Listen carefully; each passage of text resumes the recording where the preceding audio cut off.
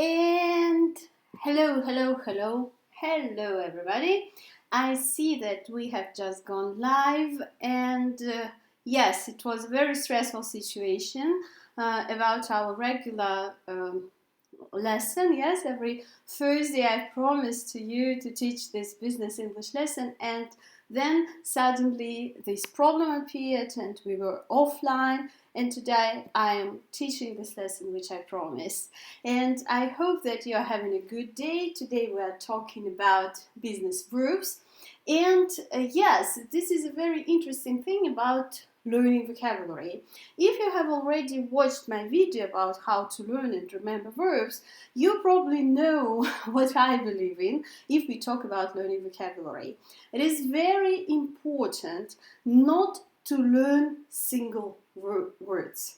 This is the only truth you need to know about learning languages for all your life. Really, whatever language you learn, whatever you learn it for, it doesn't matter.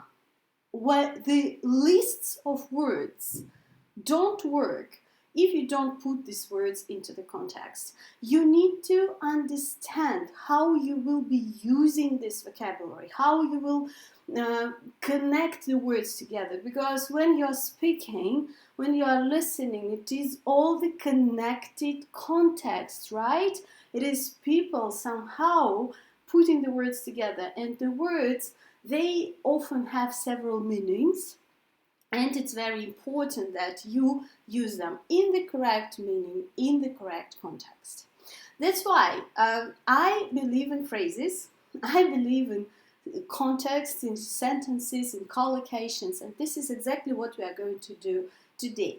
Today I will be teaching you the most important English verbs, including phrasal verbs, in topical groups. I will show you this method and I will show how it works. I mean, if you really don't want to waste your time on learning something you will never use, well, you are in the right place, okay? We will divide the words into topical groups according to what you can do with these words and how you can use them. Good? Let's go. First of all, we will be talking about how it is connected to your work. I mean, the verbs which describe different types of work relations. Good? So when we talk about having a job or having your own business, yeah? Well, how would you describe that? So, first of all, I said that you can have a job. Yes, you can have a job. And the difference between the words work and a job, I hope you know that, yeah? Work, it is what you do. And a job, it is your position. And if you have a job, you work for a company. To work for a company. Okay, for some business owner, for a corporation, yes, for a global corporation, for example. So we mostly, in English, we mostly say to work for. Well, in some cases, you can say in if you talk about big institutions, usually connected to the government. So you can say to work in the hospital, you can say to work in the library, to work in the government, and so on and so on. It's not a private company, yes, it's a public institution, for example. Only in that case we will be using this in. If it's a private business, okay, you will be using the preposition for. It's also possible to say at with big global corporations. So, for example, you can say to work at Pepsi, to work at McDonald's, and so on and so on. But, well, these are all small nuances, but in general, what you need to remember is that we mostly work for private companies, for private businesses, or so on. Okay, and if you work for a company, if you have this job with a company, it means that you are employed by the company. To be employed by the company. And the relationship between you and the company will be called employment. It is the fact that somebody is working for somebody. The company employs you, and that's why you are their employee. This is the nature of your relationships. This is the character of your relationships. You have employment relationships, okay? And in this case, you are the company's employee. Let's see, person here, okay? And the company is your employer. And don't mix these words up, because I know people are struggling, very often struggle with pronunciation, right? Because here, don't be afraid. Here goes the accent, employee. And in this word, it goes here, employer. And in this case, you can say, so I am employed by the company, I work for this company, I have a job. If you are not employed by the company, if you are your own boss, okay, you can say, I work for myself.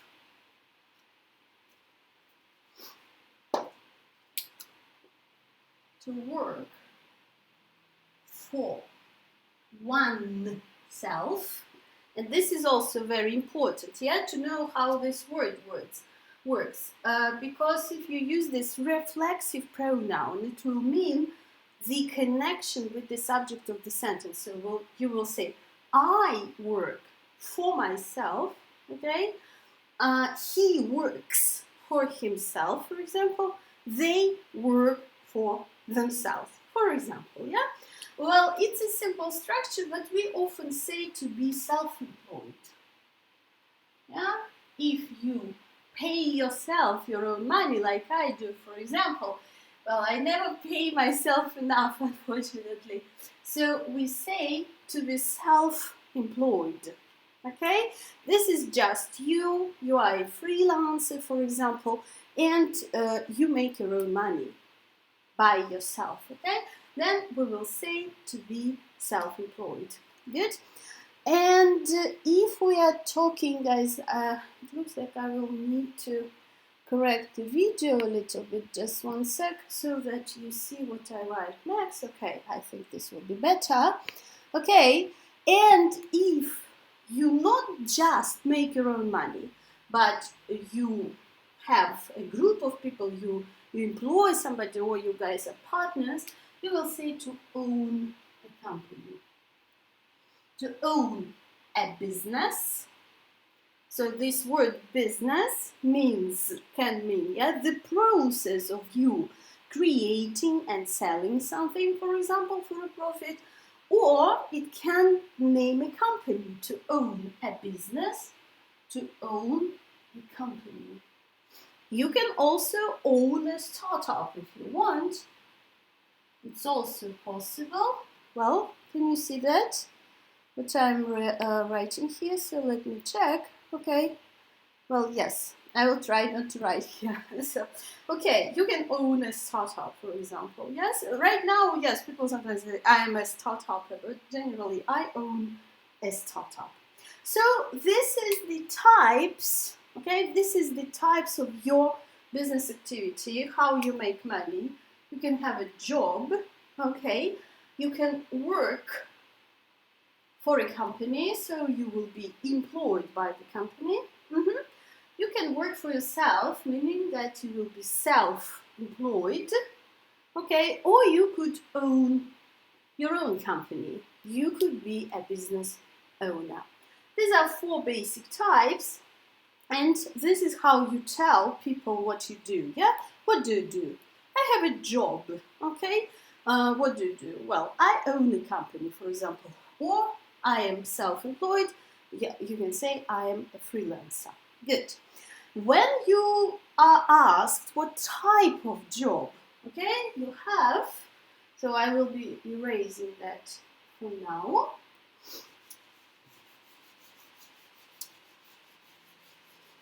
And if you want to take note of that, of course, after this lesson, the video will be available and you will be able to go back there. Yeah, so what type of a job you have? Well, we mostly name the area, the professional area you are in. So generally, yes, you could say something like I'm a doctor, I'm a teacher, yeah, and something like that. But right now, sometimes we have very interesting jobs and, well, there are not so many names for them. That's why we will say I am in. And here, you don't name a job. It's not a job name, but it is the area, your professional area. So you will say, I am in IT, for example, okay? I'm talking about the job, yeah? So I deal with IT stuff. You can say, I am in marketing, because people now have so crazy names about this, yes, like marketing, online marketer, I don't know, social media marketer. Well, if there is not yet a word for that, you can just say I am in, okay, I am in marketing, I'm in sales.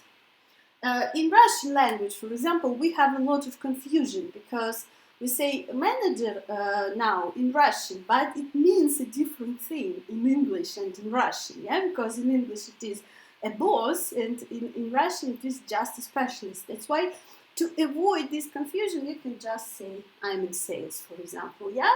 You can say I am in computers, yeah, and then you will be any type of the computer specialist you want to be. I don't know, I'm in art, right? I'm in crafts, and so on and so on. So you will just determine the area, and this is basically much easier to do.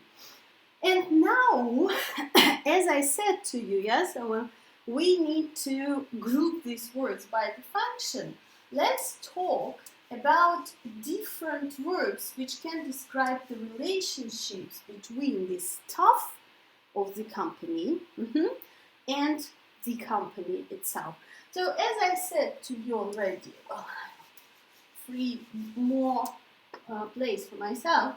So we said that the company employs, yes, the company employs its staff.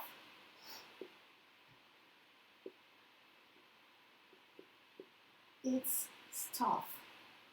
So we can say personnel, but this is more abstract word. It's mostly used for documents and for companies' hierarchies when this structure is written, for example. So in everyday life we say staff. So what can the staff do and what can the company do? So when you start working for a company, you come to the company, yeah, so you get a job with the company. This is your starting point, you can say, to get a job with the company. Okay, you start working for a company, as I said to you. And this is the British English grammar. So after start in British English, it's possible to say to start to do, but we mostly say to start working. You can say to start to work for a company. It's also possible. And you can join the company. When did you start working there, for example? Yeah, I started working there 5 years ago. Or when did you join this company? Or I am going to join this company. Yeah, something like that. This is about how you start working for this company. And when you want to leave the company, don't mix them up, because there are different words which describe the same processes from different directions. Yeah, you will say, I am leaving. To leave the company. Okay, to leave the company. So he left this company after 3 months, for example. Yes, for example. Or you resign. If it was, and this is a tricky pronunciation, right? So here, resign. Just this end, yeah, to resign, to resign from the company, but I just resigned, for example. Okay, when it is your initiative, when it is your own wish, and you didn't have any conflict, you just decided to stop working for this company, you say to leave or to resign. And when you decide to resign from the company, you usually have a clause in your labor contract, for example. Yeah, you need to give, you need to let the company know a bit in advance that you are leaving. So it is called to give a notice, or to hand in a notice. I will leave this a little bit of space. So you are giving a notice to your employer, to the company. This will mean that you let them know that you are leaving. And usually, according to the conditions of different contracts, you should do it sometime in advance. For example, you can say to give a, here, it will go here now, a 2-week notice. Well, I don't know how it is in your country, guys, and you right now can actually think about it. Yeah, so what time is the normal time to let your employer know about you leaving? So to hand in a 2-week notice, for example, or maybe you need to give a 1 month notice. Of course, it will all depend on your labor contract and your agreements with your employer. This is a very positive stuff, but what if something is not so positive? When the company wants to stop their relationships with you. So here we have this very scary word to fire, yeah? And again, well, I don't want it to happen, but anyway, you need to know this phrase, to be fired from the company. Okay, to be fired. So here, it's very important. Some people forget to change the verb structure because it's not your action, it is not what you want to do. Okay, you are directed this action.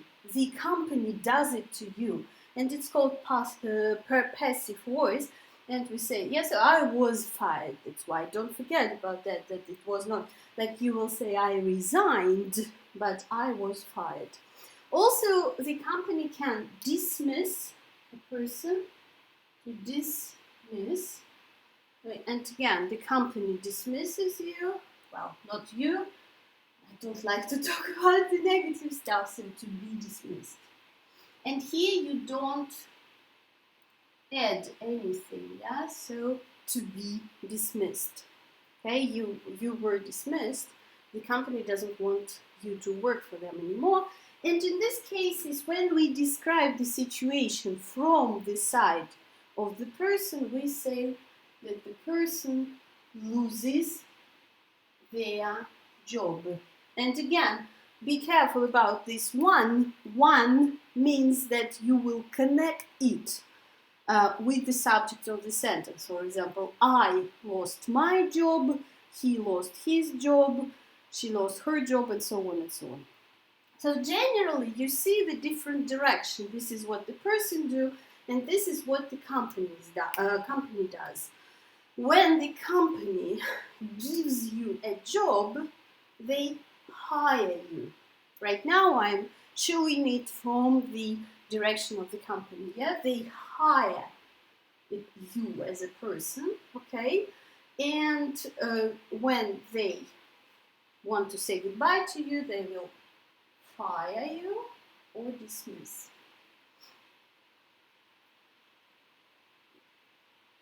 There is also quite a strong verb to sack, but it's not for the formal conversations. It's actually quite emotional, and we only use it for emotional conversations. And this is how it works in business vocabulary. I think it is one of the most important things. You need to understand, yes, how it works, who directs the action, where, and differently from everyday conversational English. In workplace English, yeah, we can say in business English, we often will be using the passive voice, yeah, because it is more formalized relationships, and in this case, people, we have a more formal language, and the passive voice is definitely the formal language. And for business, it's done a lot. Okay, this is the basic things we can say about the types of work and about the types of the relationships between you and the company that employs you, or between you and your employees. For example, if you are a business owner, if you own the company, you will be also hiring and firing people. Yeah, maybe it's not that romantic, but unfortunately it's the reality. Okay, this is what we have about these basic verbs. And now let's move to the company itself. So what the company does, what we can tell about the company, and which verbs and words we will be using to talk about that.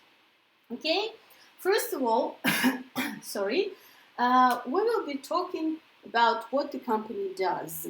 And in this case, we have, yes, what does the company do? We have two very important words which usually describe the company.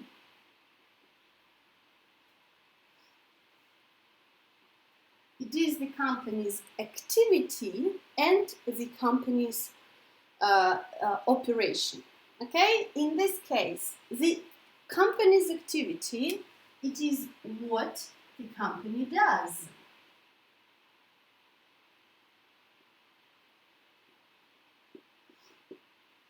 To the clients, for the clients.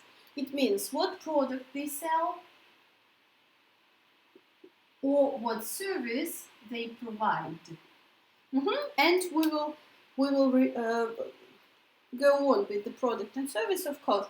So activity, okay, what the company does. In this case, what is your company's activity?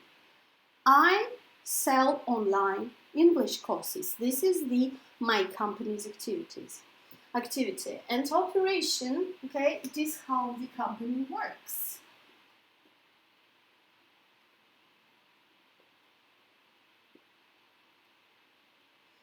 And this is what happens inside the company, okay? For example, you work from a certain place, okay? You operate, you probably heard these phrases about the past. A lot of technical startups operated from their garage at the beginning, yeah? Before the Silicon Valley, for example. So operate in business will mean to work, to function, yeah? While doing something, producing the product or providing the service, this will be a different aspect. So the company's operation, it is their offices, it is their structure, for example, yes? It is their budget, how they organize their production, how they organize their sales, from the inside. So you usually deal with the company's activity as a client, but if you own a business, of course, you can be responsible for the company's operation. Yeah? And in this case, yeah, it's good to learn this phrase. So in the company's operation, somebody will be responsible for something and somebody will be in charge.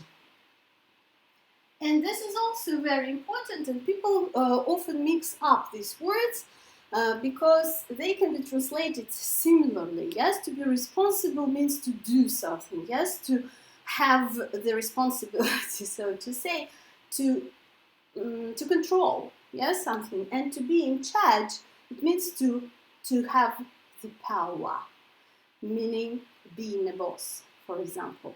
So you can be responsible for doing something inside the company's operations. Yeah, for example, I am responsible for digital marketing.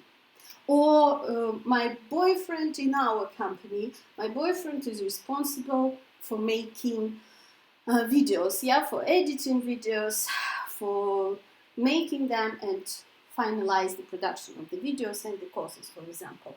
When you are in charge of something, okay, and the prepositions here are different. To be responsible for, but to be in charge of, it means you can be in charge of the department. It means you are the department's boss. So you don't just control, but you take the responsibility for what's going on inside the department. And you probably have heard such a phrase sometimes. Who is in charge? Here, yeah? So I want to speak to the person in charge, meaning I need a boss. I need somebody who takes the responsibility for what's going on. In this case, to be responsible is quite a neutral phrase. It is just what you do. I'm responsible for sales, I'm responsible for the website, I'm responsible for the advertisements, and so on and so on. But to be in charge means to be in control, okay, inside the company, for example, inside the company's operation. Good. What else we will be talking about when we are talking about the company? Yeah, we can start a company, also open, set up, okay, a company. You can also say it in a simple way to start. Yeah, so I want to start my own company. I want to set up my own company. Yes, I want to open. Okay, I already have to start. Sorry, so it's still hot. Well, okay, I want to start my own business. As I said to you before, yes, business and company, it's similar words. If you need to close the company, if it's not working out, or maybe you want to do something else, you will say to close down the company. To close down, yes? We will say I have to, okay? I have to close down the company, okay? Then, for example, you will be, if you haven't closed it down, but you just started it, yes? So you will be managing or running the company. I run my brother's company, for example. It is about managerial activity, about managerial position. So I run someone else's business. It means I don't own this business, but I am a manager. Yes, I am a boss of this business. Manage and run in business, they are synonyms. Okay? Also, if we talk about startups, for example, yeah, they are a different type of company. How is startup different from a company? Do you know? The main difference is about your future plans because startups are usually created with the idea of selling them to somebody else.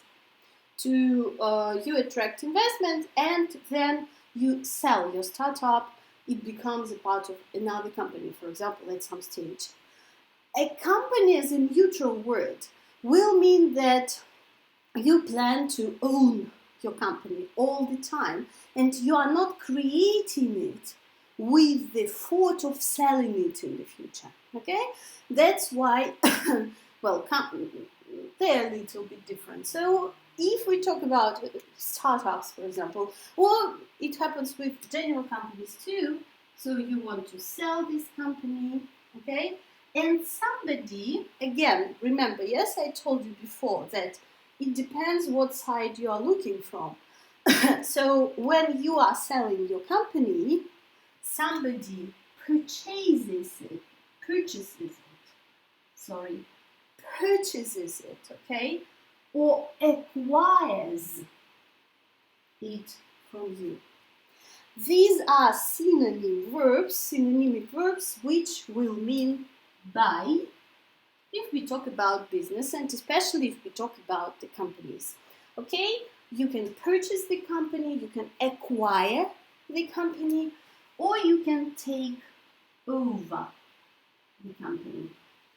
There are different types of purchasing the companies, acquisitions and takeovers, and they will all be translated the same way to buy. Okay, just in more fancy business way, so to say. Good. Then you can, for example, restructure your company. I want to restructure my company. Okay, and this is basically what you do with your company, with your business, as I said to you. And right now, let's concentrate on the company's activity a little bit, because this is basically what is the most important thing. Yes, what it is all about. It is when you want, okay, to make a profit by doing something. And let's talk about the types of companies' activities and everything which is connected with that. Again, guys, if you need to take the notes, if you want to have a look at these phrases one more time, of course, the recording of the video will be available, and you can watch it later and stop, yes, and make notes. Good, so I already said to you that the company can create or make, we usually say to make, to produce a product, and then we sell it. Yes, so after creating or making it, you will be selling the product. This could be your primary company's activity. For example, I sell an app. Yes, I have created. Somebody sells books. I sell online courses. Yeah, we produce online courses and sell them. And if you work with clients on a personal basis, yeah, one-to-one, for example, you will be providing services. To provide some service.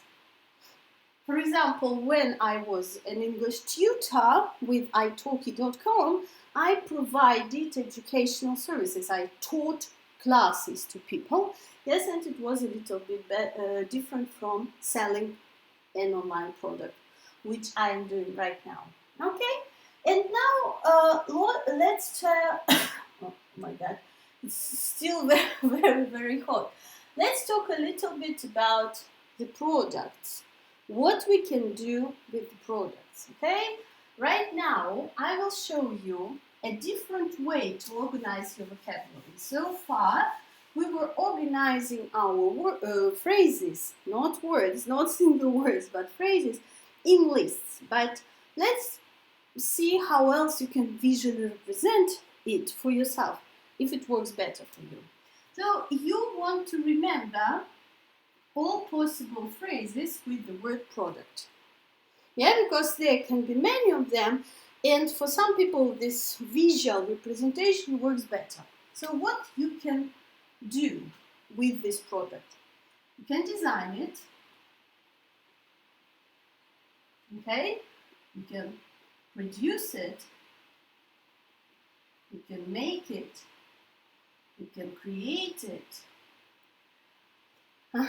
Then, after you have designed and produced it, what goes next? Okay, you start promoting it, yeah? you can promote it, and you can advertise it. Okay, this is a tricky verb. Many people make mistakes in pronunciation of this word. So this our favorite yeah, and then ties. Okay, we open up this syllable, advertise. So what is the difference between promotion and advertising the product? Do you know this difference? Well, promoting, it is not direct selling, so to say. Yeah, you tell people about your product when you promote it. Yeah, you just want people to know about this product. But when you are advertising it, your primary objective is selling it. So you have the direct information in this, for example, article, yes, or advertisement, directing people to buy it. Okay, so we can say that basically advertising is a part of promotion. Yeah, promotion will include the selling eventually, but generally, yes, promote, you're just inform people about the product, but when you advertise it, you direct people to buy it immediately. Good, so what else we can do with the product? Let me see, because it's a long plan and I am, for example, you can, if you start promoting or advertising it and you hear that, yes, I mean, you need to change it somehow, so you can customize it. We say to customize the product to someone's needs, yes, to the audience, for example. Audience, it is the people who you are talking to. They are not directly your buyers or customers, yeah? They can become your customers or buyers. Okay? But the audience, it is the general pool of people who you are talking to about your product. So you will say, you will customize, if they want the product changed somehow, you will customize it to the audience needs. Okay, you can redesign it.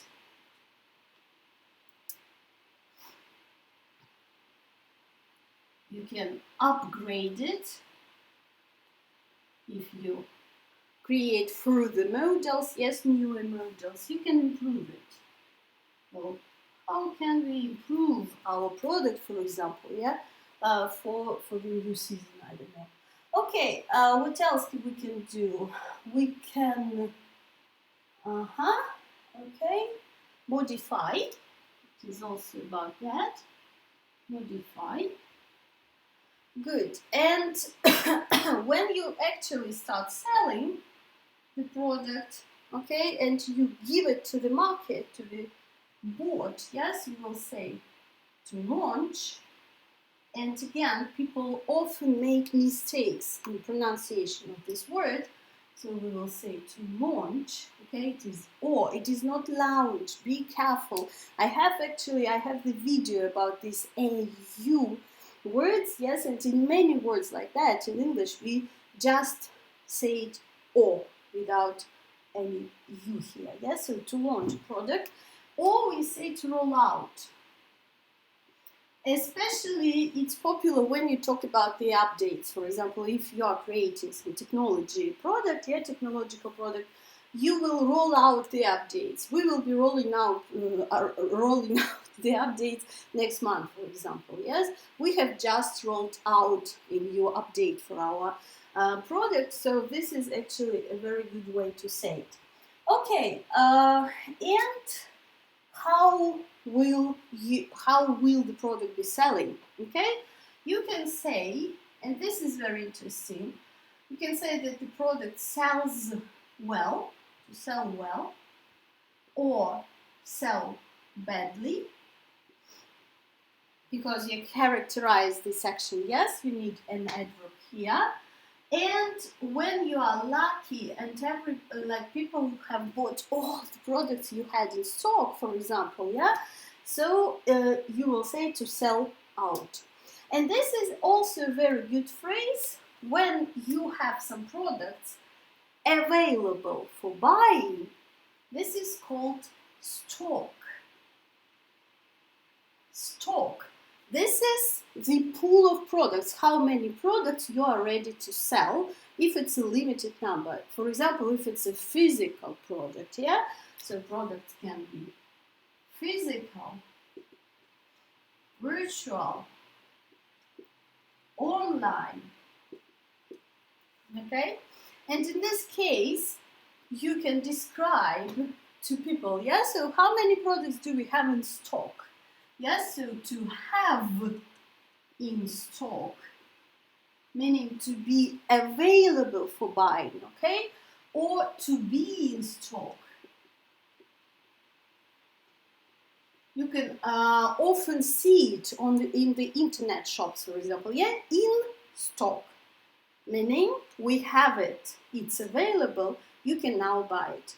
And the opposite of that, okay, in stock, will be out of stock.